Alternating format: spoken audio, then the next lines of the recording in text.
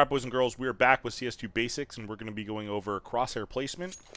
I would define crosshair placement as trying to predict where the enemy player is, CT or T side, and having your crosshair as close as possible to that target to minimize your mouse movements. So what I mean by that is if you're going to run out mid and there's someone playing Arch and he's playing an off angle, which I'll explain in a little bit if you do not know what that is, you'll come over here and you'll flick like that. That's a big mouse movement, right? That's a big flick. That's half your mouse pad for some of you guys. Now, what you would like to do is come over here, and you're always going to aim at the arch. This is the most common spot for someone to play with an op or even a rifle sometimes. And at that point, if you go like this, you'll peek over here. Well, even though you didn't expect the player to be there, you might be transitioning to peek into the cubby. You now have minimized your mouse movement, so you can just shoot him in the head, right? Much easier. Now, just to clarify what an off angle is a spot that isn't traditionally played that you're expecting, right? So, for example, if this is the most common spot with an op, some oppers might play here. That means that if you pre-aim this and pre-fire that area, this person, and then you swing and you're sloppy, he'll op you and be able to jump away to safety without getting traded. So those are off angles, so you always want to be aware of those. You cannot predict every off angle. You cannot clear everything perfectly all the time. That's where your skill has to bail you out, right? If you watch really good players like Dong, Simple, Nico, whoever, you're always going to see that, primarily more with Simple because his crosshair placement isn't as good as players like Rops and Nico, who I highly suggest watching if you want to learn more on how they do it around the map. Xantares is another example. Elige recently did a video on that as well if you'd like to check it out. Always worth watching. So, yeah, now that I've kind of explained the terminology, I'll show you exactly what I mean by that. So, some examples for crosshair placement, and it's easier to show examples as T-side than CT side, but it applies to both, is let's say you think there's an opper car. Now, you could come around the corner and just peek and just have to flick, kind of like I was showing you at mid, but what you want to do is have your crosshair aimed at the wall and predict where he's going to be. So, for example, if this is where the opper is going to be, you kind of want to be like this and just come out here and just shoot. That way, he won't even have time to react. He'll just die if you pre-aimed enough. Now, like I said, sometimes people might be in the off angle. He might be standing on top of the barrel, right? So you come like this, oh shit, you got to react. But your crosshair is close enough that you have the ability to bail yourself out of that engagement. So, a better example for generally, in my opinion, when you're doing full executes or rushes, crosshair placement is a little less important just because there's so much chaos. Flashes are coming in, you're turning, your smokes. It's a lot more chaotic. Now, if you're in a 3v3, the situation's going to be a lot slower. People are going to be walking around a lot more in late round situations. So, for example, the crosshair replacement isn't only about clearing every angle that exists at all times. It's also kind of understanding where the CTs and Ts are more going to be playing during that portion of the round. So I'll give you two examples. First example will be you're just holding your caller said, hey, we're doing mid control, hold banana. Now, hold top car. I don't want to lose top car control. Okay. Well, obviously everyone knows you can get molly smoked out, but let's say you don't. Now, if it's later in the round, let's say there's 20 seconds left, 30 seconds left.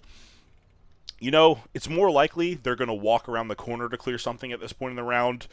Maybe they do like a wide swing, but it's more likely they walk. So they're probably not getting a pop flash at 30 seconds to clear banana. Like I said, it's possible, but a lot less likely. Now, I just turned my monitor off. Give me 1 second.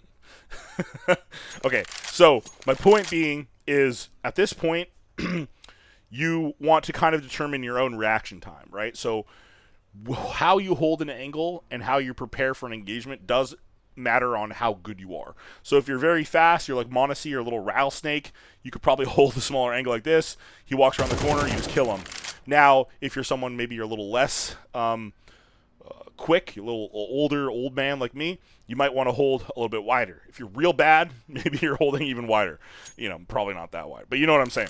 So always take into account your own abilities, and then you want to factor in, like I said before, the time in the round. So if there's like a minute 5 in the round, there's much more a much higher chance that they're going to pop flash through the corner, which means that even though you might not be able to kill this if a guy walks around the corner, what you do want is, instead of holding wide, you might want to hold a little closer. So if you get hit by that flash, you can just spray some bullets and then tuck behind this wall and then just play around the wall or fall back and get back up from your teammates, right? So it's not really that you're trying to actually kill them. You're just playing in kind of preparation to stop the push and show them that you're there so they don't just take over the car for free or kill you, because if if you're wide over here, kind of holding a wider angle, so there's just different situations for everything. Now, when you're actually entering a site, this is probably when crosshair placement is going to become like the most important. So let's say your teammates are in a 3v3, so you got to think in a 3v3, where are they most likely playing? You probably have one smoke. You're going to be able to smoke spawn. In a 3v3, might have one molly. You might be able to eliminate one more spot. So that's another spot you don't have to pre-aim. But just for the sake of the video, we'll say what's not a common spot to play in a 3v3. It's pretty uncommon someone's going to be on top of first oranges in a 3v3. That's a pretty bad spot. In a 5v5, very likely that there could be a guy up there. 3v3, 30 seconds left. It's kind of a bad spot. There's not a lot of time to delay, etc. They're just going to get one and done and die and then lose the site, and it's much better for a good player is going to play around coffin or spawn most likely, or new box emo. Those are going to be more common than first orange. So you got to smoke spawn. So how are you going to take B? This is how you're going to take B. You're going to aim at the wall. You're going to come out here, pre-aim the headshot, coffin, whatever you call it. Hold that for a couple seconds. Don't get lazy. Peek this. You're going to walk in, and you're always going to be wary of like random off angles like we talked about before. This is one of those times where you definitely don't want to get lazy and swing like this, because there's a ton of angles that you want to make sure that you're not going to get, for one, you're not going to get peeked into, and two, that you're not getting caught off guard by random people standing in like kind of weird spots you might not expect. So you get to this point, now you're going to clear emo. You're gonna put your crosshair through the box. You're going to peek like that, right? You're going to come over here, peek like that, kill that guy. Then you're going to put it across the box, come over here, peek the right side of statue. Then you come over here, you peek this side, hold that for a second. Now, a lot of people at this point might come over here and peek this. Oh, you just died to the right side of emo pillar. So when you get over here, you do want to make sure that you're being careful, and you peek this. Then you can kind of, and at this point, you might actually have a guy that's kind of expecting that, and he might be playing like out in no man's land. So that's kind of where you're just going to have to get good at, like, kind of be like, you're peeking this, but you're also ready. You're ready. Like, the next point of contact that you get shot from is here, because your teammates are behind you, and they should be holding your spawn and holding your coffin, assuming they're not bots. So at this point, it's all on you. You're aiming here, but you're really fast, ready to react here. Once this is clear, you're going to peek this, clear up top, clear that. Now you've cleared most of the site. Where are they? They're hiding in these two spots, first or second. At that point, you as a team can go in. Now, how you go in is, depending on you. But again, you don't want to get lazy. You can come over here, jiggle this, come over here, pre-aim the corner, and then it just depends on what your teammates' nades have, etc. What are they clearing?